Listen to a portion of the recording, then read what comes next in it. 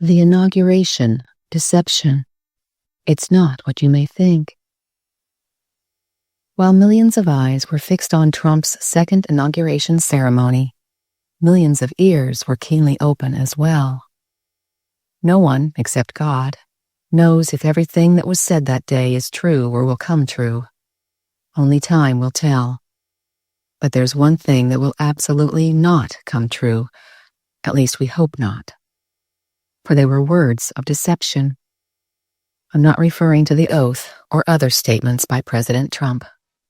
The deception heard loud and clear were words spoken in a prayer. It was in the prayer of benediction. A deception in a benediction? Yes, indeed. Here's what was said. And finally, we lift our hearts in gratitude for the beloved parents of President Trump. Without Mary and Fred Trump, this day would never be the miracle that has just begun. From their place in heaven, may they shield their son from all harm by their loving protection, and give him the strength to guide our nation along the path that will make America great again.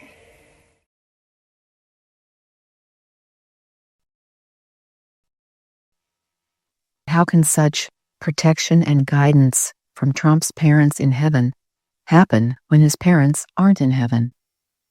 I'm certainly not suggesting that his parents are in hell. Just like billions of others who have died, they're neither in heaven nor in hell. They are resting in their graves. It's at the return of Jesus Christ that graves will be opened, and then heaven will become more inhabited. The Bible states in Ecclesiastes 9:5, the dead know not anything. In Daniel 12:2, we read, Many of them that sleep in the dust of the earth shall awake, some to everlasting life, and some to shame and everlasting contempt. And in John 5:28 and 29, the hour is coming in the which all that are in the graves shall hear his voice and shall come forth. Any communication with the so-called dead is thus forbidden, for it is not actually communication with deceased humans, but with demons. Demons can indeed come to us disguised as dead persons, and can speak, walk, talk, and even smell like those persons. It's just part of the deception. For Satan knows that if he sends his evil helpers in the form of people whom we've known and trusted, that we'll tend to listen. But let's not. It's not safe to believe or to heed even one word of such interactions. For those apparitions, pretending to have a message from heaven, cannot be anything but deceivers sent from hell. Our only communication with demons should be to rebuke them in the name of Christ. At that point, they must flee. We don't know, only God knows, if the Catholic priest knows that he was a spokesman for Satan when he invoked protection and guidance for Trump from his deceased parents.